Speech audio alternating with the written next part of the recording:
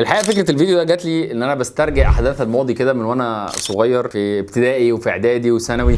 كان دايما بيقول في ذهني السؤال ده، انا عايز ابقى دكتور من وانا يمكن في اولى ابتدائي مثلا او ثانيه ابتدائي، يعني الفتره دي بشكل عام يعني. طبعا تحت تشجيع الاهل اكيد، بس انا بالنسبه لي خلاص بقت دي الفكره بالنسبه لي. كان دايما بيقول في دماغي اهم سؤال، طب بقى دي كليه صعبه واللي بيبقى دكتور دوت بيحتاج بيتعب وعشان مذاكره، بس هل انا فيا المقومات اللي تخليني ابقى دكتور؟ يعني انا ما كانش في حواليا دكاتره كتير في الاسره، يعني يمكن انا اول دكتور في العيله، فبالنسبه لي كنت دايما بسال نفسي هو انا هبقى دكتور؟ يعني عندي احساس كده بان انا يعني دو اي هاف وات ات تيكس، او هل انا عندي المقومات عشان ابقى دكتور؟ عايز حد كده دكتور يبص عليا يقول لي انت حلو، انت كويس، انت هتعرف تبقى موجود معانا. كبرت ودخلت كليه علاج طبيعي جامعه القاهره بفضل الله وبقيت دكتور. بس وانا بقى طالب برضو كان بيقول في دماغي السؤال الثاني، هو انا هبقى دكتور علاج طبيعي شاطر؟ يعني انا اعمل ايه عشان ابقى دكتور علاج طبيعي شاطر؟ وده الصراحه كان سؤال صعب جدا بالنسبه لي، لان هو يعني خلاص احنا كنا بنشوف بقى ناس كبار وقامات في المجال ودكاتره كبار جدا، فتحس ان الموضوع صعب وهيتجاب ازاي، والموضوع له علاقه بشطاره ولا له علاقه بالعلاقات ولا حاجات كتير قوي قوي قوي بتقول في ذهني. انا النهارده جاي اديك دستور العلاج الطبيعي، ازاي اقول لك بشكل عام شويه نصايح ان شاء الله لو اتبعتها باذن الله من وانت طالب كده دلوقتي اعرف ان انت هتكون من الاسماء اللامعه في دكاتره العلاج الطبيعي في العالم باذن الله، مش بس في مصر. والنصائح اللي هنقولها في الفيديو مش بس تنطبق على دكاتره العلاج الطبيعي، وان كانوا طبعا هم المعنيين في الفيديو، بس اي حد هيطبق النصائح دي باذن الله يبقى ناجح جدا في مجاله ايا كان المجال ده. انا دكتور حازم طارق، دكتور علاج طبيعي، والفيديو ده فيديو لذيذ ومهم جدا ان شاء الله.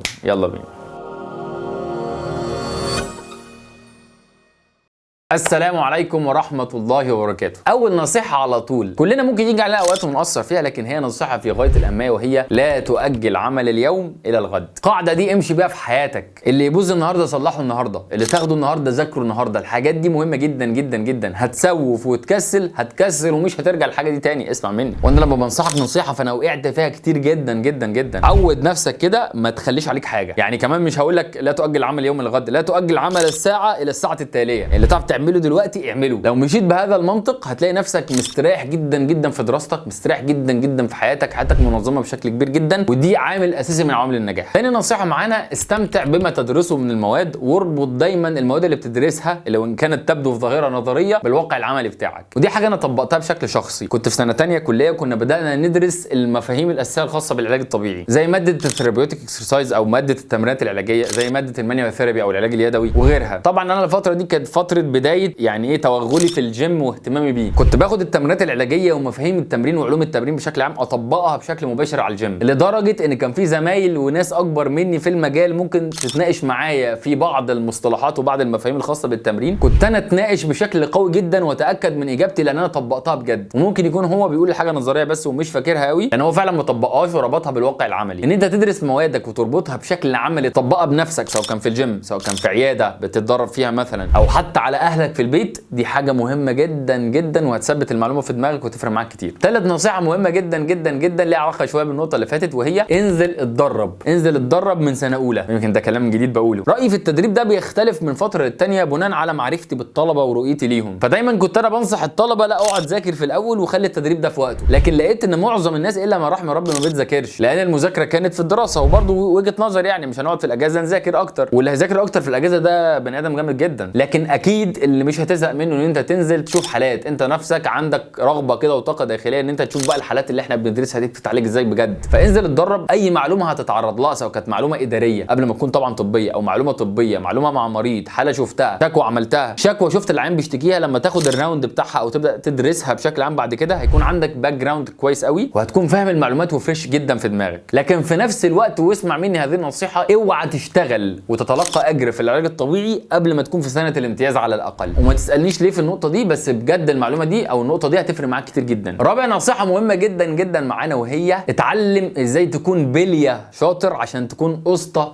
شاطر. وده مفهوم اتعلمته من جراح كان استاذنا يعني بيعلمنا حاجه كده، كان دايما بيقول انت لو ما كنتش بليه شاطر او صبي شاطر، لان الشغلانه بتاعتنا في الطب بشكل عام واي حاجه حرفيه محتاجه مهنه بالاضافه للعلم، محتاجه اسطى او استاذ بشكل عام يعني، بس بالشكل البلدي يعني المصري بنقولها كده اسطى، ومحتاجه بليه او صبي، حد يتعلم يتعلم من استاذه. عشان استاذك يعلمك كويس لازم تكون بليه شاطر. يعني ايه بليه شاطر؟ يعني بتسمع الكلام، ما ينفعش تبقى بتعاند، ما ينفعش تبقى بتتناقش كتير، لازم تعرف تلعب الدور ده بشكل كويس. فلازم تكون تلميذ كويس عشان تبقى استاذ كويس بعد كده، عشان تعرف تستفيد من المنتور بتاعك. وعشان كده بقول لك خلي عندك 2 منتورز او 2 جايد ليك، يعني واحد اسطى خاص بالجانب العملي، واحد اسطى خاص بالجانب العلمي. طبعا الاثنين هيكونوا دكاتره علاج طبيعي اكيد، بس اللي انا عايز اقوله ايه وخليك ذكي وفهمني. في ناس ما شاء الله ربنا يكون فاتح عليها جدا في الجانب العلمي، هتلاقيه شخص ما شاء الله علامه مطلع قارئ كتير، ده حد كويس جدا هيفيدك ان هو بيعمل لك ابديت معلومات دايما. خلي علاقتك بيه كويسه، وطد علاقتك بيه بشكل عام، لان ده هتحتاجه كتير قوي في رحلتك لو انت عايز تبقى دكتور كويس. لان مفيش حد فينا طالع كده شيطاني شاطر لوحده كده، اكيد كل واحد فينا ليه ناس بيرجع لها وناس اشطر منه في المجال بيحاول يرجع لها. الحاجه الثانيه في الجانب العملي، ممكن تلاقي على فكره الدكتور اللي شاطر قوي في الجانب العلمي ده مش ناجح قوي عمليا، يعني مثلا ما عندوش اكبر سلسله مراكز مثلا، ما تلاقوش مثلا على النجاح المادي عالي جدا. وممكن تلاقي واحد تاني اقل منه علميا شويه بس عامل نجاح عملي قوي جدا، ده برضه هيكون عنده مهارات اداريه انت محتاجها. فحاول يكون عندك 2 منتورز توطد علاقتك بيهم كويس. خامس نصيحه، وهي نصيحه يعني الصراحه انا بستخدمها بشكل شخصي كتير جدا، خليك رخم وعنيد في علاج المرضى. طبعا اعرف وتاكد قبل ما تعالج اي مريض او تمد ايدك عليه ان الشفاء بتاع ربنا سبحانه وتعالى. فلحظه ما انت هتحس انها بمهارتك ومجهودك وكده، دي لحظه ما هتفشل. بس انا مش بتكلم عن النقطه دي دلوقتي، انا بتكلم على نقطه خليك عنيد. يعني مثلا الراجل ده ما بيفردش كوعه،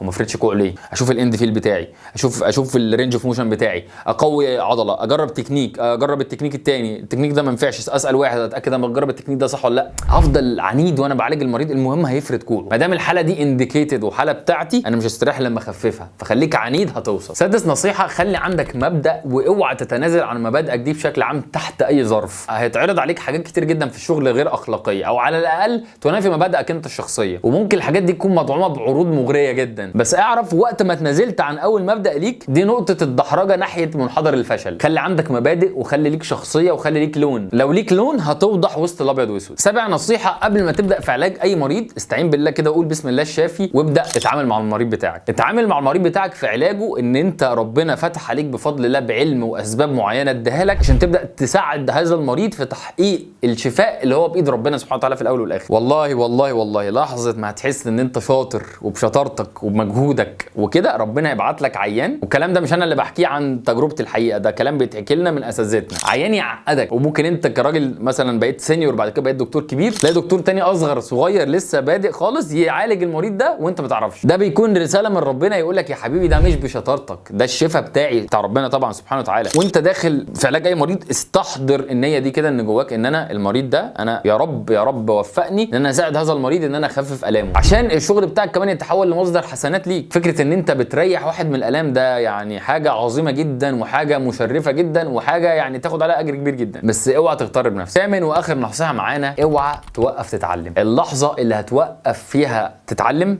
اللحظه اللي هتموت فيها كدكتور. ايه اللي يفرق الدكتور مثلا عن الميكانيكي عن السمكري؟ على فكره كلهم صنايعيه، واحترامي لكل المهن، اي حد بيعمل حاجه وبيكسب فلوس بالحلال ده يحترم ويتشال على الراس. بس مثلا ايه اللي بيفرق بين دكتور وميكانيكي او سمكري؟ الميكانيكي والسمكري هو اتعلم بالتجربه العمليه من غير معلومات ومن غير ما يعمل نفسه ابديت. لا، احنا بنتعامل مع سمكره وميكانيكا البني ادمين اللي ربنا سبحانه وتعالى يعني ابدع في صنعهم، مش بس عربيه الانسان صنعها. فعلمنا بالبني ادمين او بالانسان لسه قليل جدا، وما اوتيتم من العلم الا قليلا. المعلومات اللي نعرفها عن جسمنا كبشر وان كانت تبدو كتيره فهي قليله جدا. كتير جدا جدا من الامراض لسه مش عارفين لها سبب واضح، كتير جدا من الامراض مش عارفين علاجاتها ايه بالظبط، ولذلك البحث العلمي منتشر جدا جدا في مجال الطب. فاللحظه اللي هتبطل فيها تقرا وتعمل ابديتس اللحظه اللي هتموت فيها كدكتور، لان كل يوم في جديد، حرفيا كل يوم في جديد. ممكن حاجه كنت بتعالج بيها مريض اتغيرت، بل بالعكس اكتشفنا ان لها اضرار. اوعى تبطل تتعلم، خد النيه ورا العلم بتاعك ده، وان الملائكه لا تضع اجنحتها رضا لطالب العلم. بفضل العالم على العابد كفضل القمر على سائر الكواكب. انا شخصيا ارى ذلك يعني مدعاه للفخر، الفخر الجيد، الغبطه، يعني ان بفضل الله ربنا حطنا في هذا المجال وهذا المكان، مكان اجتماعي ممتاز جدا، وقبل كل ده مصدر لخليك تاخد فيه اجر كبير جدا، ممكن يكون سبيل ليك لدخول الجنه ان شاء الله. اتمنى يا رب ان تكون النصائح دي افادت ولو واحد بس منكم ويطبق لو نصيحه واحده بس من الحاجات دي كلها، انا هكون سعيد جدا جدا جدا. واتمنى الاقي حد بينصحني كده زي ما انا بنصحكم. ويا رب يا رب كل الناس اللي بتتفرج عليها دلوقتي، كل دكاتره العلاج الطبيعي وكل الناس في كل المجالات تكون ناجحه وشاطره بجد. احنا مش هننهض بامتنا او بمجتمعاتنا او ببلداننا بشكل عام الا بالعلم والضمير، ان احنا نكون مخلصين في اللي احنا بنعمله بجد ومبدعين. فيا ابطال دمتم دايما مبدعين، دمتم دايما متفوقين، وافتكروا ان البدايات للكل والاستمرار للابطال. اي طريق هتمشيه هتعافر فيه هتوصل باذن الله. انا معاكم دكتور حازم طارق، اشوفكم الفيديو الجاي ان شاء الله. السلام عليكم.